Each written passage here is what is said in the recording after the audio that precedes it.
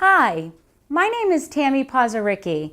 I own Pleasant Trees Adult Day and Consulting Services in Marlborough.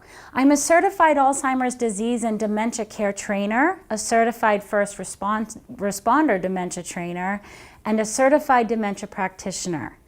My passion is to teach others about Alzheimer's and other dementia so that we can put forth the efforts of a dementia-friendly community to remove the stigma of this disease and get people out of isolation and more engaged in their community. So first, I want to introduce you to Dr. Alois Alzheimer's. He was the psychiatrist who named this disease way back early 1907.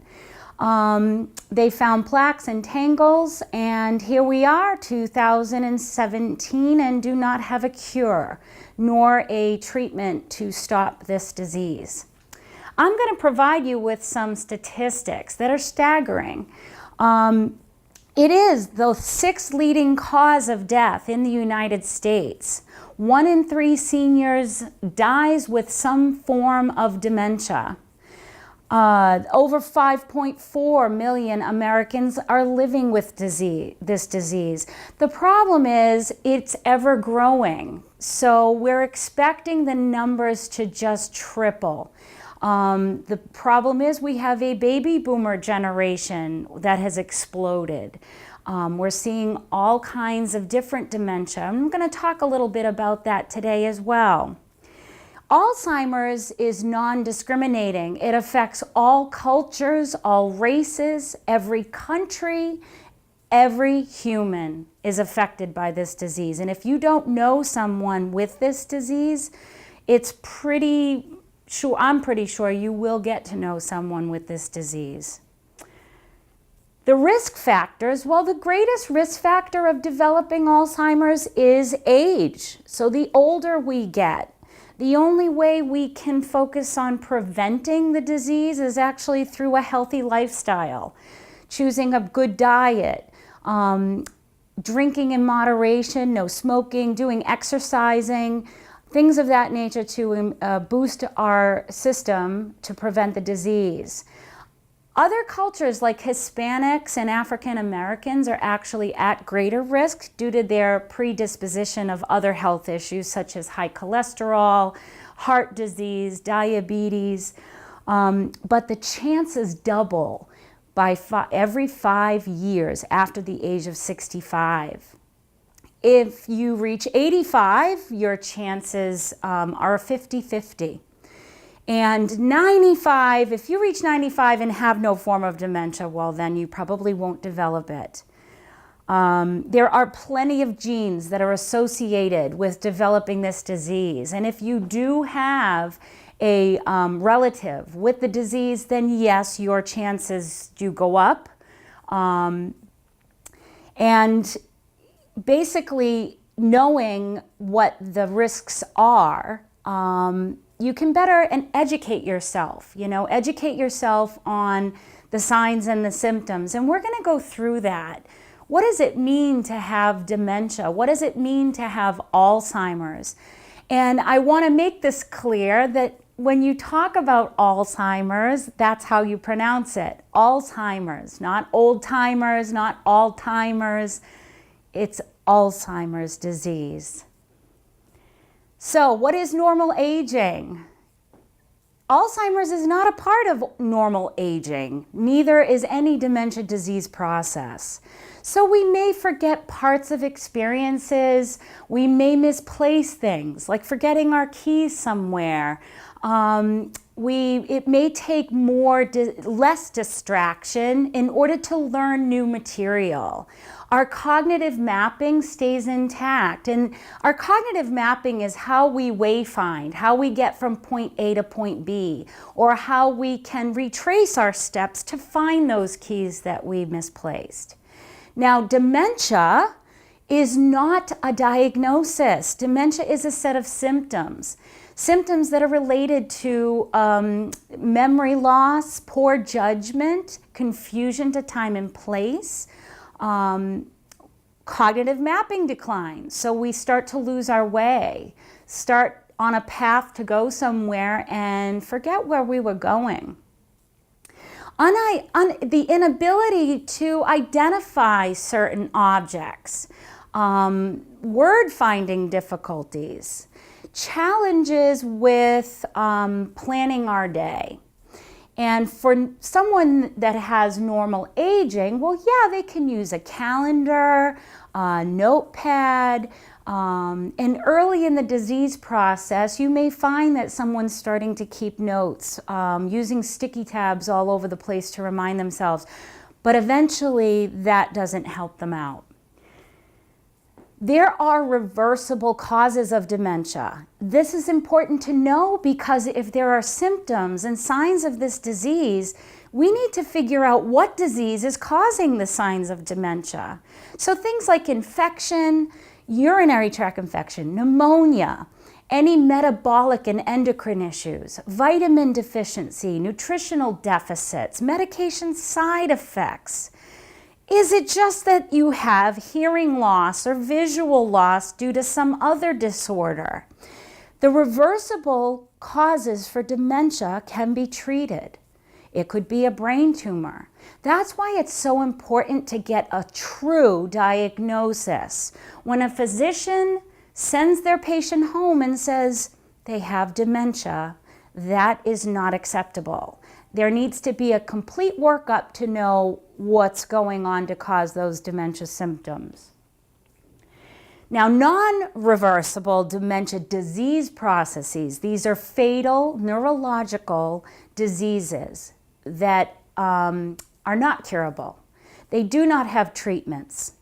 In fact, the only proven treatment for dementia is socialization, using your mind, keeping engaged with other people. This is a shortened video on purpose because we're trying to give folks a glimpse of what Alzheimer's and dementia is all about and understand it. So I'm not going to get into every single non-reversible disease process because that would be a long training. So to learn and understand that Alzheimer's is the most prevalent of all the diseases that cause dementia, that's why we focus on it. But there are others: Lewy body, Parkinson's, frontotemporal lobe, Huntington's, and the list goes on. But it's most important that we know with the Alzheimer's Association, which is the best support and educational institute out there, offered to families and caregivers at no cost. Their focus is to help those suffering with dementia and the caregivers. And really, they deal with all the disease processes. So we're going to talk a little bit more about Alzheimer's because, again, it is the most common. There are three ways, I guess you'd say, someone can get Alzheimer's. There's the late onset, where we see someone developing it in their 80s maybe, starting with those dementia symptoms. We talk about stages: preclinical stage, mild cognitive impairment, early, middle, and late. And I'm not able to get into every symptom in each of the stages, but just understand this: it is progressive. So with the older onset, we're talking 80s. Then there's the young onset, or what we now call early onset Alzheimer's, which literally can affect folks very young. I personally have worked with folks in their 40s and 50s and 60s. There's a familial gene that causes a familial Alzheimer's that absolutely wipes out 50% of the family. And I worked with an individual who was 28 years old, who had just been diagnosed with the familial onset. And unfortunately, she had 4 children. So the Alzheimer's really is an epidemic. And my hope is to just inform you of, to be aware of it. So this is a picture of the brain and what happens to the brain with the Alzheimer's disease process. And basically, it loses 3/4 of its weight. It's dying off because there are plaques building in the brain, killing off nerve cells, And unfortunately, that's not repairable. So this is unfortunately what it does. It gradually takes the person's ability to control anything about themselves, and it takes that away. The good news, if there could be any good news in this disease, is that there are still a lot of qualities of that person still very much alive, and that person can have a very good quality of life if we understand how to reach that person. When they become unable to talk to us, to communicate verbally, they can feel. What remains is their emotions. So they feel every feeling that we feel. They can express any emotion that we feel. They become the best at detecting our body language, actually. And they almost can mirror the body language behind with whatever emotion they're trying to express. So that's why it's important to learn strategies and approaches and how to communicate with someone with dementia, knowing that, someone in the very early stages, they may be able to communicate really well. There are some out there that believe new memories can still be made. I believe that if you are able to connect with the person emotionally and create a good feeling in that person, then that's where that memory is stored. The good feelings. The fact that you've created a good moment for them is what they can remember. They'll remember those feelings. They may not remember what they ate, who they met, a person's name, but they're going to remember how you made them feel. One phenomenon that you should be aware of, it's called sundowning. Sundowning occurs in dementia. It doesn't happen for everyone, but it's a very common thing that happens towards the end of the day. The biggest thing is that we lose light. The sun goes down, things get gray, get dark. The person with dementia can get more confused. They can get more disoriented. We can see behaviors, and behaviors I call unwanted communication, because I don't like the word behaviors. They're only trying to express their feelings, and sometimes they're words they can't use. So it becomes a challenging time for a caregiver during sundowning. And I really relate this to chronic fatigue of the person with dementia. They've had a very long day. They've expelled a lot of energy, and they're tired. We pair it with shadowing. They become stuck like glue to their care partner because they're depending on that person to know what the next steps of their day are going to be. Another thing you need to know about is wandering. Wandering occurs, statistics say 6 out of 10 folks with Alzheimer's will wander. I think the statistics are much higher. They have a reason. Why did they leave the safety of their home? Well, they may need to go pick up the kids from school. They may need to catch a bus. They may need to go to work. All is driven by a goal. They have to get somewhere. But the problem being that cognitive mapping has stopped, and they get to a point where they don't remember where they were going, why they were going, or how to get back.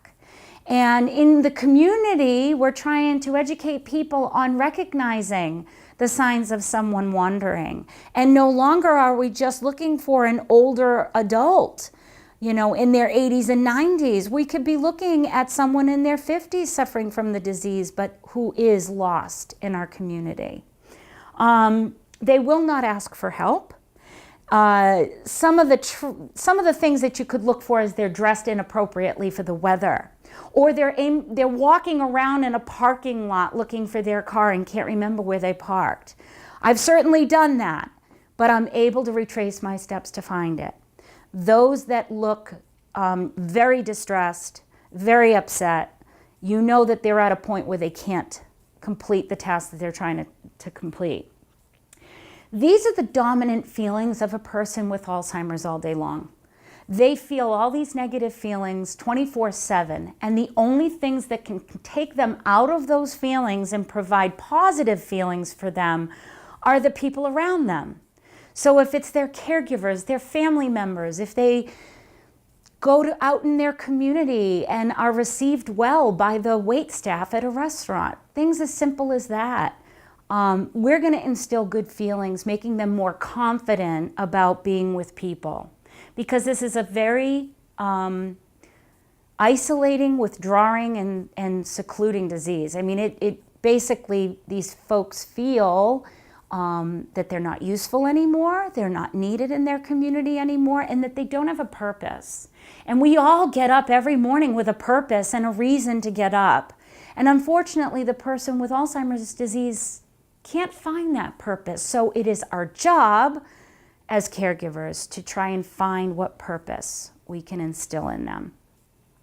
Communication changes happen with someone with Alzheimer's or other dementia. Some diseases cause the person to lose word-finding ability very early in the disease.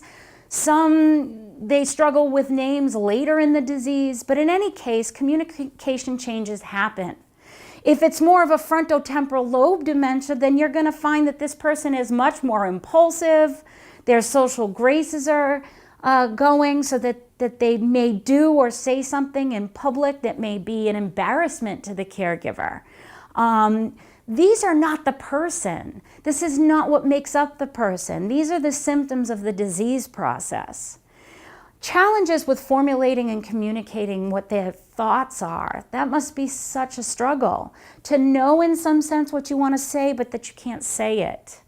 The other thing to consider is that sensory impairments, when someone has a visual deficit or a hearing impairment, I've trained audiologists where the caregiver brings the person into the doctor's office and says, well, my mother has dementia. And in reality, the person just struggled with hearing loss. Once they fixed the hearing loss, the person did not have dementia. So all these things need to be looked at when someone suspects that someone's displaying these symptoms. These are the strategies and interventions, and I'm going to go through these quickly because there's a few slides, but all of it is important. So number one, first and foremost, smile. We all smile in the same language, and it is your way of unlocking the door to communicate with someone who has Alzheimer's. Stranger or no stranger, if we approach that person calmly from the front and we're smiling, it's very hard for us to not open the door and window for communication. Establishing eye contact and being at their level, which means if you're really tall and they're really short, you want to get and bend your knees down to where you can really speak to them face to face. Introducing yourself, greeting that person, speaking slowly. What we do in our own language is we really speak quickly. And unfortunately, it takes a person with dementia a lot longer to process what we're saying. So when they're asked a question, it might feel like this long moment of silence. When in reality, if you give that person time, they are processing the question and they may be able to answer it. What we do in our culture is just ask it again a different way or ask another question, and you've just lost the first question and the potential answer. So slow it down, pronunciate your words. It's very difficult if you have caregivers who have very heavy accents. So it's wise to have them knowledgeable about how they speak to a person with Alzheimer's. We want to be an attentive listener to that person because it's going to take them time to get across how they're feeling. And we have 2 ears and 1 mouth for a reason, so that we're good listeners and good detectives to the needs and wants of that person. Offer comfort, reassurance, empathy, and validation, and most of all, show patience and support. They do not respond well to being rushed. The caregivers have to offer plenty of time. The person at the cash register, when the person is buying their groceries and is struggling with trying to get out their wallet, put their card in the machine and pay for it. Now, if someone was trained and sensitive to the needs of that person, they would kindly, compassionately, and with patience offer that person support to get them through the task that they need to. We want to focus on their feelings, focus on body language, and also on our own body language. What are we saying to them? Arguing, criticizing, and saying no are probably the worst three things you can do to a person with dementia. So keep that in mind when you're communicating. If they're trying to ask something, offer a guess. It may not be the right guess, but you're offering a guess anyway, because you're showing interest in what they have to say. Never use restraint or force, ever. Go with them. You are going to join them in their reality, which is very hard to do, because they may think they're living up at the Cape House beach, and you're going to try and reorient them that no, they're in our house that we've lived in for 40 years and raised our kids. The problem with that is that it creates harsh feelings, mistrust, paranoia, and all those negative things we're trying not to do. So just going along with the fact that, yeah, sure, we're at the Cape Beach house. Nothing wrong with that. Fiblets. We talk about fiblets because they're the most useful tool when it comes to a person with dementia. Fiblets are therapeutic non-truths. They're not lies. They're essentially a way in which you join them in their reality. You tell them a story that's believable and relieves them of their stress and anxiety of the situation. So creating a calm environment, if you're trying to communicate with someone with Alzheimer's and you've got the TV blaring, the vacuum going, pagers going off, all that is going to be a distraction. And your job is to connect with that person and being a trusted ally. And that's how you communicate with someone with dementia. These are the benefits to good communication. You're enhancing their self-esteem. You're creating positive feelings, turning those negative ones off. You're diffusing power struggles, okay? And once they feel reassured and safe, because safety and security is something that they will lose eventually. And we all as humans need to feel that. We need to feel safe and secure. As I said before, all these are barriers to good communication. Raising your voice, getting angry, being impatient, all those things you want to take into consideration.